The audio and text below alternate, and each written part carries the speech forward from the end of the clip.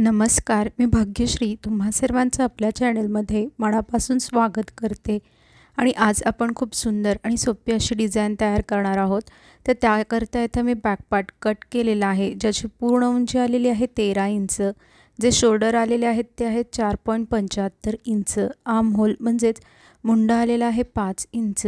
त्यानंतर येथे छाती आलेली आहे 7.5 इंच आणि कंबर बॅकडाट मिळून ती आलेली आहे 8 इंच. आता इथे वरच्या बाजूला आपण आपल्या गळ्याची मार्किंग करूयात.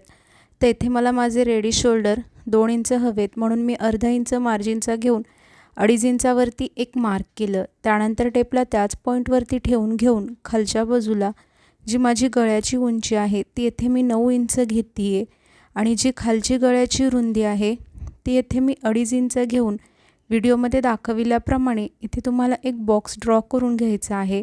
आणि आता त्याच बॉक्समध्ये तुम्हाला इथे आपण नॉर्मली जसा गळ्याचा गोल आकार ड्रॉ करून घेतो ना, सेम तसाच ड्रॉ करून घ्यायचा आहे. त्यानंतर बॅक पार्टला ओपन करून त्याला पुन्हा एकदा मधोमध फोल्ड करून घ्यायचं आहे आणि असं हाताने थोडंसं थापून घ्या, म्हणजे स्टॅप करून घ्या, जेणेकरून आपली या बाजूची डिझाईन त्याच्या समोरच्या बाजूवरती देखील ट्रेस होऊन येईल. त्यानंतर येथे मी अस्तर आणि मेन फॅब्रिक घेऊन दोघांनाही अशा पद्धतीने राईट साईडवर राईट साईड म्हणजेच बरोबरीच्या बाजूवरती बरोबरीची बाजू ठेवून घेतलेली आहे.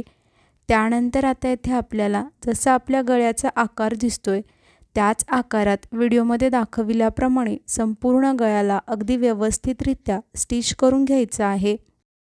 त्यानंतर इथे कमरेच्या बाजूला देखील तुम्हाला अर्धा इंच मार्जिन घेऊन सरळ स्टिच करून घ्यायचं आहे. जर इथे आपण अशा पद्धतीने स्टिच केलं तर शेवटी आपल्याला सेपरेटली कमरपट्टी स्टिच करावी लागते, तर त्याची इथे गरज लागणार नाही. त्यानंतर कमरेच्या बाजूला हे जे जास्तीचं कापड दिसतंय ना, त्याला देखील तुम्हाला व्हिडिओमध्ये दाखविल्याप्रमाणे अगदी व्यवस्थितरित्या कट करून घ्यायचं आहे. त्यानंतर आता इथे संपूर्ण गळ्याच्या आतील बाजूस थोडंसं जास्तीचं कापड ठेवून व्हिडिओमध्ये दाखविल्याप्रमाणे त्याची कटिंग अगदी व्यवस्थितरित्या येथे तुम्हाला कंप्लीट करून घ्यायची आहे. आता आपण गळ्याच्या आतील बाजूस हे जे जास्तीचं कापड ठेवलं होतं ना, त्याच कापडावरती तुम्हाला इथे छोटे छोटे कट संपूर्ण गळ्याभोवती देऊन घ्यायचे आहेत. त्यानंतर इथे हा जो गॅप क्रिएट झाला आहे ना, त्याच गॅपमध्ये हाताला पास करून या बॅक पार्टला राईट साईड म्हणजेच बरोबरीच्या बाजूवरती पलटी करून घ्यायचं आहे, अगदी व्हिडिओमध्ये दाखविल्याप्रमाणे. त्यानंतर आता इथे तुम्हाला संपूर्ण गळ्याभोवती टॉप स्टिच देऊन घ्यायचे आहे. आता इथे टॉप स्टिच म्हणजे काय तर दापटीप म्हणजे काय तर इथे जसा आपला गळ्याचा आकार दिसतोय त्याच आकारात अगदी व्यवस्थितरित्या इथे तुम्हाला संपूर्ण गळ्याला स्टिच करून घ्यायचं आहे. त्यानंतर इथे कमरेच्या बाजूवरती देखील तुम्हाला दापटीप देऊन घ्यायची आहे. इथे देखील तुम्हाला जास्ती काहीच करायचं नाही आहे, अगदी सरळ शेवटपर्यंत तुम्हाला इथे त्याला स्टिच करून घ्यायचं आहे. त्यानंतर आता इथे तुम्हाला अस्तर आणि मेन फॅब्रिक एकमेकांना चारही बाजूने व्हिडिओमध्ये दाखविल्याप्रमाणे अगदी व्यवस्थितरित्या स्टिच करून घ्यायचं आहे.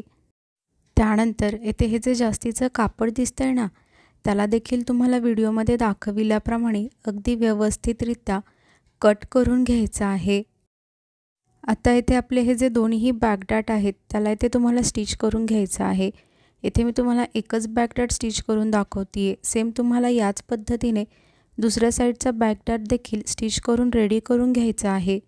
त्यानंतर इथे मी कॉन्ट्रास्ट म्हणजेच विरुद्ध कलरची, जो की माझ्या साडीमध्ये कलर होता ऑरेंज, त्या कलरची लेस घेतलेली आहे आणि तिला अशा पद्धतीने गळ्याच्या कडावरती ठेवून घ्यायचं आहे. आणि इथे बघा गळ्याच्या मध्यभागावरती आल्यानंतर या लेसला मी कट करून घेते आहे. सेम तुम्हाला याच पद्धतीने जी आपली दुसऱ्या साईडची लेस असेल ना, तिला देखील स्टिच करून घ्यायचं आहे.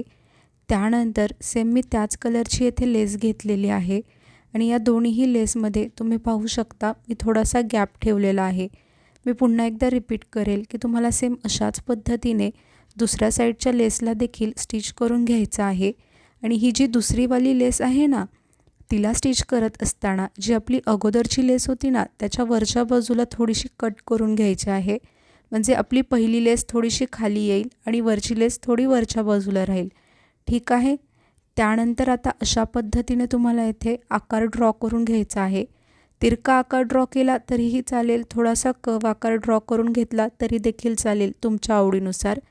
त्यानंतर आता या बॅक पार्टला अगदी मधोमध फोल्ड करून घ्यायचा आहे आणि असं हाताने थोडंसं टॅप करून घ्यायचं, म्हणजेच थापून घ्यायचं, जेणेकरून आपली ही डिझाईन त्याच्या समोरच्या बाजूवरती देखील उमटून येईल। इथे बघा, मी तुम्हाला सांगितल्याप्रमाणेच त्याच्या समोरच्या बाजूवरती देखील सेम त्याच पद्धतीने लेसला स्टिच करून घेतलेला आहे। आता आपण जो आकार ड्रॉ केला होता ना, तिरका किंवा तुम्ही कर्व आकार ड्रॉ केला असेल, त्याच आकाराला फॉलो करत त्या आकारावरती या लेसला ठेवून घेऊन मग पुन्हा जसा आपल्या गळ्याचा आकार वळतोय, कंटिन्यू आपल्याला त्याच आकारावरती या लेसला ठेवून घेऊन अगदी व्हिडिओमध्ये दाखविल्याप्रमाणे इथे तुम्हाला त्याला स्टिच करून घ्यायचं आहे। त्यानंतर इथे खालच्या बाजूवरती देखील लेसला स्टिच करून घ्यायचं आहे।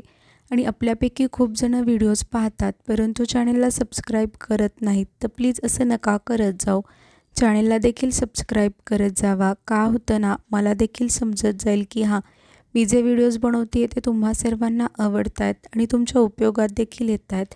आणि जर अशीच सबस्क्रायबरची संख्या वाढत राहिली तर मला देखील एक नवीन उमेद मिळते आणि त्याच नव्या उमेदीत मला तुमच्यासाठी असेच नवनवीन व्हिडिओज बनवण्याची प्रेरणा देखील मिळत राहते। तर प्लीज चॅनलला सबस्क्राईब करून सपोर्ट करा। आणि येथे शेवटी तुम्ही पाहू शकता, जी माझी सरळ लेस आहे ना, ती खालच्या बाजूला थोडी एक्स्ट्रा दिसते, त्यामुळे मी तिला कट करून घेतलेला आहे। तुमची देखील दिसत असेल तर तुम्ही तिला कट करून घेऊ शकता। फक्त कट करत असताना आपला बॅक पार्ट कट होणार नाही याची काळजी घ्या। आणि हा बघा, आपल्या ब्लाऊजचा फायनल लुक किती लवकर अशी ही डिझाईन तयार झालेली आहे। आणि आपण सर्वांनी व्हिडिओ अगदी शेवटपर्यंत पाहिलात यासाठी तुम्हा सर्वांचे मनापासून खूप खूप धन्यवाद।